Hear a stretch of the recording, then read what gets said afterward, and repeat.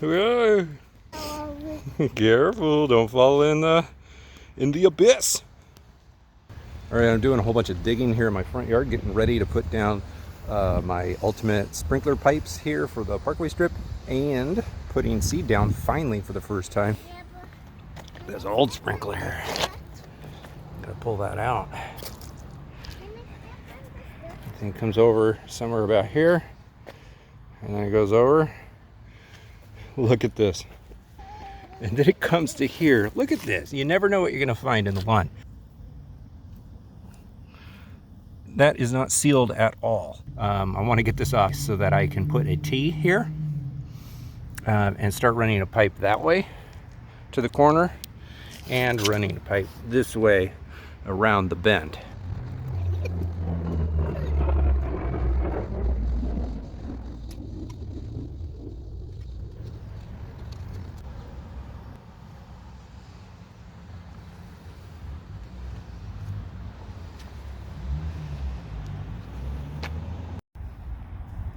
One, two, three, four, five, six, seven. I need 13 4-inch heads, 80 feet of pipe, half-inch pipe.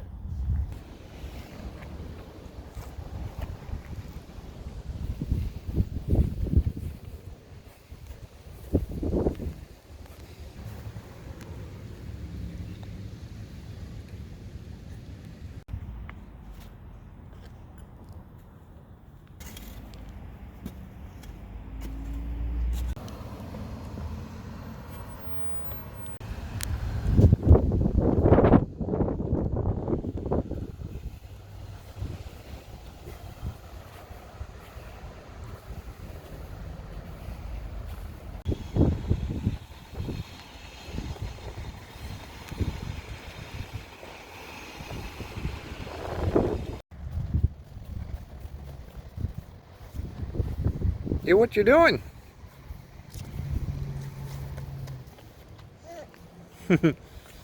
You putting in new irrigation lines? Yeah.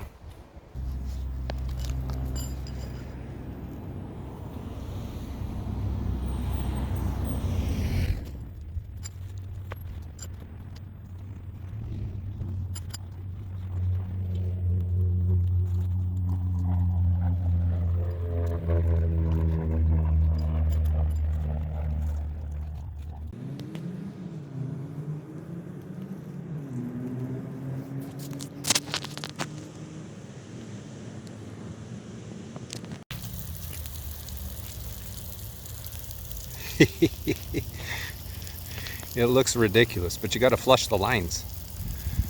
All of that digging and piping and all that gets dirt in those lines. So you got to run it all crazy like this to get the dirt out. That way you can put these nozzles that are super precise on, so you don't want them to clog. All right, now I'm not saying that these in-ground sprinkler bodies are the best, but I have chosen to use the Toro 570 series nozzles or sprinkler bodies, and then I'm using these nozzles. So because I'm setting stuff up here on this parkway strip, it's 5 feet wide, so I have gotten the 5-foot radius. This looks ridiculous. I just had a conversation with my neighbor. He was joking with me that I didn't put enough sprinkler heads in.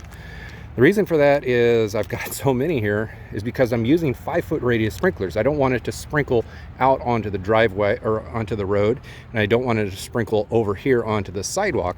So I have to use a small radius sprinkler.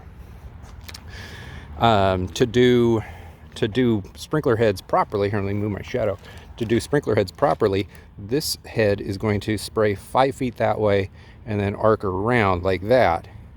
And then that sprinkler is going to shoot 5 feet this way and arc around like that, and vice versa. This one is going to go 5 feet out here. So we're going to have a little bit extra water in the middle, more than we want, but most areas are going to have the exact same amount of overlap, with no water coming over here, no water going over there, no water going this way. So these are 90-degree turns on the corners, and then everything else is going to be a 180 like this. Notice, so right here I've got something like 17 sprinkler heads. Each sprinkler head is going to be putting out 0.2 to 0.18 gallons per minute. That means every five sprinkler heads is going to put out a combined slightly less than 1 gallon every minute. So what do I got? 1, 2, 3, 4, 5. I've got like 17. So that means I'm putting out a little bit over 3 gallons of water per minute to go all the way to here. Now I have these capped off right here at the end because I'm not prepared to run the sprinklers all the way the rest of the way. But once I get around to that, I know that I'm only using 3 and change gallons per minute over here, and I've got the rest of the gallons per minute available to stretch this way. And I also know, because my bucket test, that I can get about 5 gallons into a bucket in about 24 seconds, which means I can do about 10 gallons in about 50 seconds. And so I'm probably about 13 gallons available per minute. So I still got a lot of capacity to go the rest of the way, so long as I use these low flow sprinkler nozzles.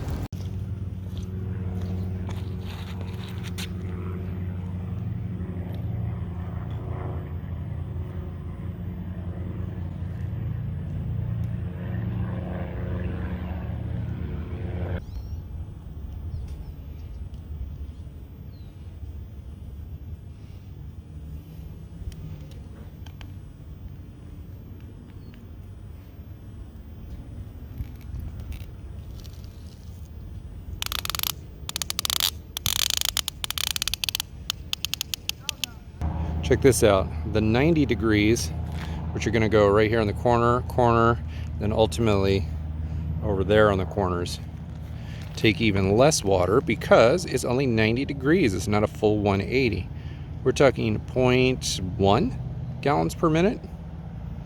You can set up a crap ton of these things and have perfect watering with essentially nearly no waste if you put your sprinkler heads super close together.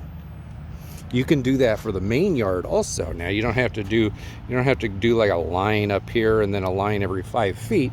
But if you go up from the 5 foots to the 8 foots or the 10 foots, then you could space them out appropriately on your lawn. You can get 360s to go in the middle, 180s to go on the sides, 90s to go in the corners. And if you space them out closer together, you're going to get perfect double overlap on most of your yard and way less waste of that water spraying over the top. Also, if you're using a smaller radius, wind is less of a concern. You're going to have a lot less water waste to the atmosphere with the wind blowing it away, and less water waste due to runoff. And you'll have a little bit less water waste in terms of accidental over application on certain areas of the lawn. Yeah, that looks nice.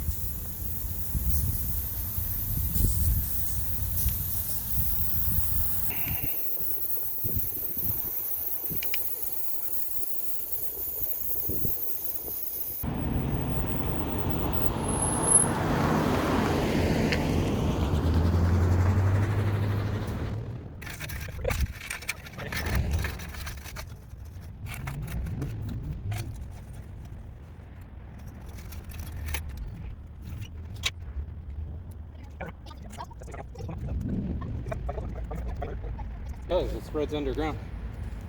Like literally, like duplicates. Yeah. Look at that! Oh, that Look how cool that is! Oh! car's going by. That's so awesome! Car's got to see it.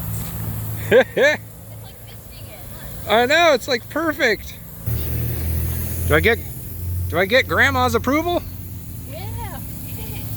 Right here, I can't see this because you're at my angle. Now you just have to do that for all of this. No puddling. A little bit of puddling. Tiny bit of puddling. No puddling. A lot of puddling. A really lot of puddling right there. or that was a bit of work. 17, I think it's 17 heads. I think I got them all set up. I got 90-degree low flow 5-foot heads, sprinkler nozzles here on the edge by the driveway, and everything else is 180s. Combined, I'm looking at about 3 gallons per minute getting spit out with no, cross my fingers, no overspray. Right, with all of that said, it's been 12 days now. I've got grass growing on the spot already. I'll show you up close. But you should know that I am not putting those sprinklers in on the main yard. The main yard that you see back here with ghosts on it is running a fancy computerized sprinkler system called irrigation. The reason for that is because it actually uses less water every single irrigation session, and I don't need to do nearly as much trenching. It's just one little trench right to the middle of the lawn. Much easier to install than a traditional system that I just showed you in this video. Make sure to watch the video right here on the left side of your screen to learn more about how irrigation works and why I'm using it. And the video here on the right side of the screen all has to do with how deep to put the sprinkler pipes into the ground, how to do some of the trench work. If you want to see what products I use, like those sprinkler bodies and whatnot, or even the grass type that I put in, I'll have some information about all of that down in the description below.